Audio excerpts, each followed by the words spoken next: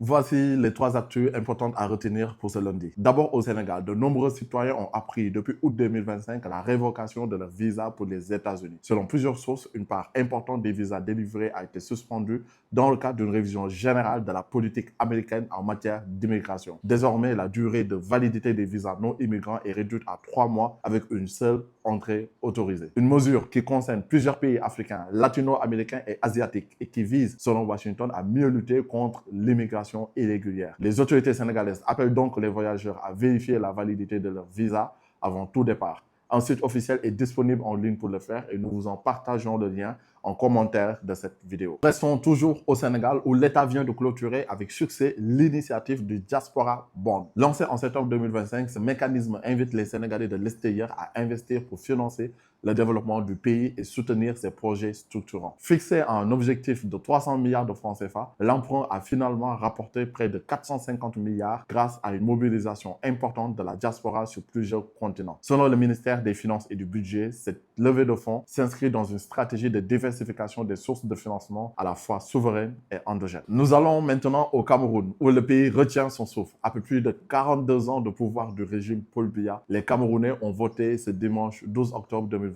Et pour l'instant, impossible de dire qu'il a réellement emporté. Certains médias proches du pouvoir annoncent déjà la victoire de Paul Biya, tandis que d'autres données de terrain laissent entrevoir une possible surprise du côté d'Issa Chiroma Bakary. Dans plusieurs quartiers de Yaoundé et Garoua, des scènes de liesse éclatent. Mais le gouvernement appelle au calme et rappelle que seul le Conseil constitutionnel peut proclamer les résultats définitifs. Les prochaines heures seront donc à suivre avec attention. Voilà, c'était les trois informations à retenir pour ce lundi. Laissez-moi vos avis sur ces actualités. Jaajëf.